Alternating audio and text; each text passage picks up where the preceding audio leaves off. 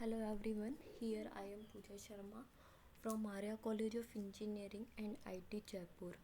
Today's my topic is shunt compensation. Introduction.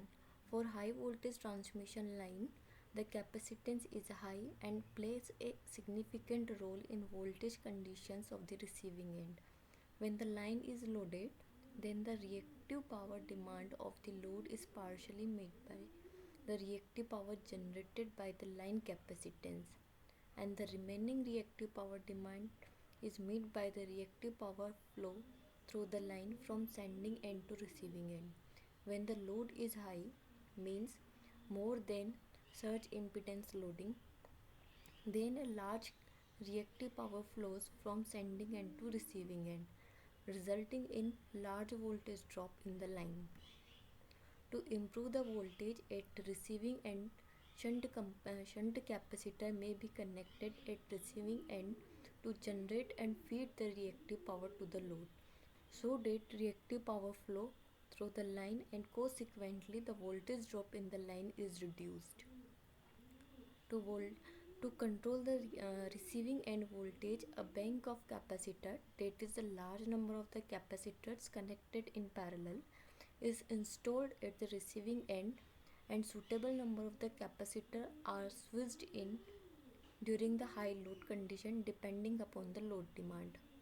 Thus the capacitors provide the leading VAR to partially meet reactive power demand of the load to control the load voltage.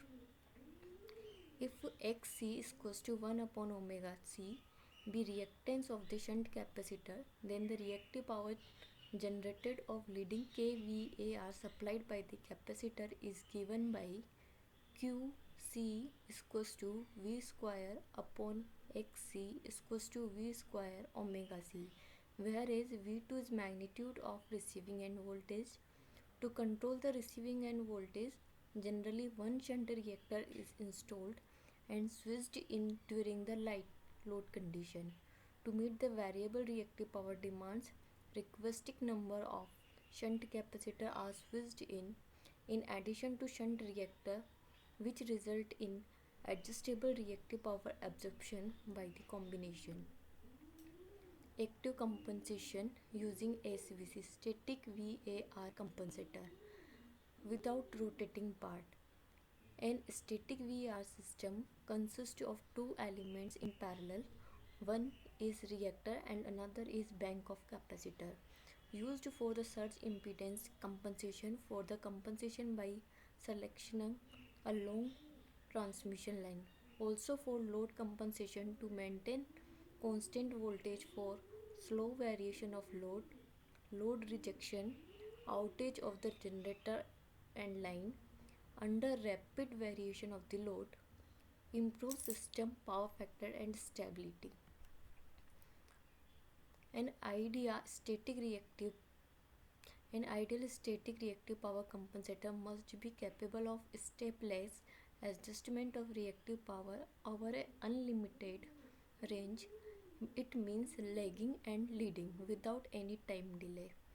Some important compensators used in transmission and distribution networks are TCR thyristor controlled reactor, TSR thyristor switched capacitor, and saturated reactor SR. Common features in static compensator: a fixed capacitor in parallel with control susceptance. The fixed capacitors are usually tuned with small reactor to harmonic frequencies to absorb harmonic generated by control susceptance. TCR thyristor controlled reactor. The control element in the reactor and the controlling element in the thyristor control consisting of two opposite pole thyristor which conduct every half cycle of the supply frequency.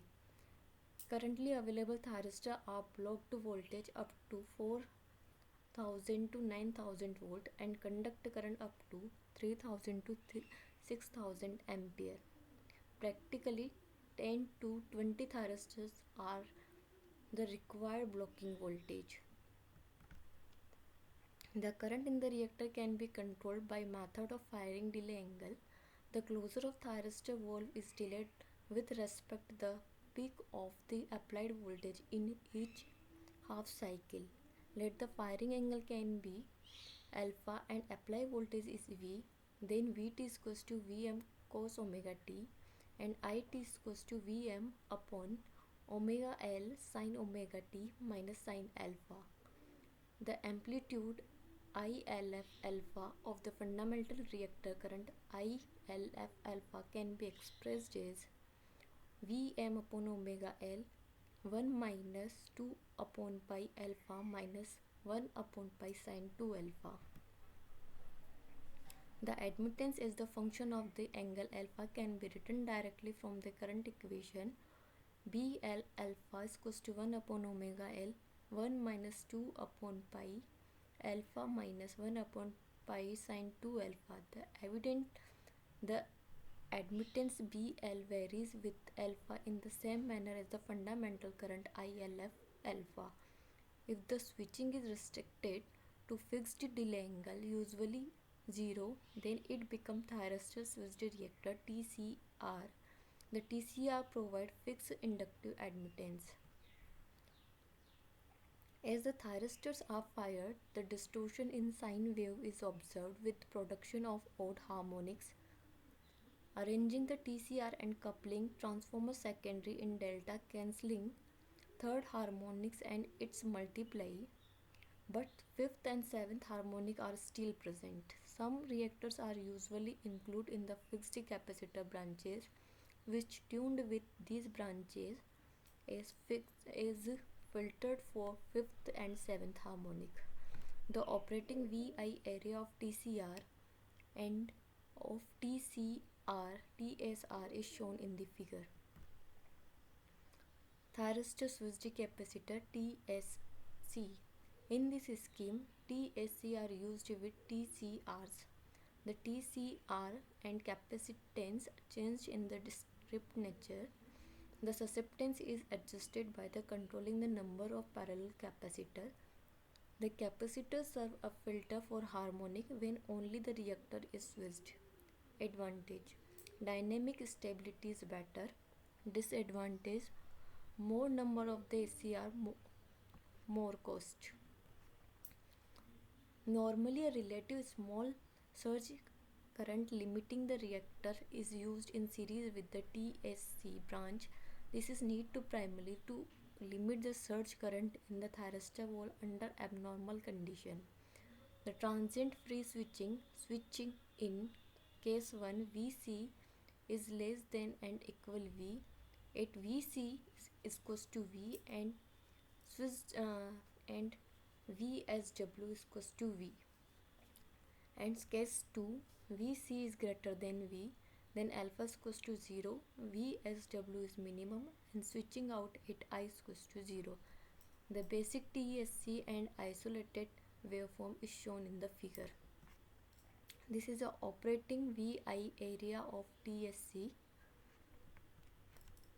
This is the operating VI area of single TSRFC mechanically switched capacitor MSC. In this scheme, the MSC are also used with TCRs. Uses conventional mechanical or SF6 is switched instead of the thyristor to switch the capacitor. More economical, then there are large number of the capacitors to be switched than using TSC. The speed of the switching is however longer, and this may affect the transient stability. This method is suitable for steady load condition where reactive power requirements are predictable. Thank you.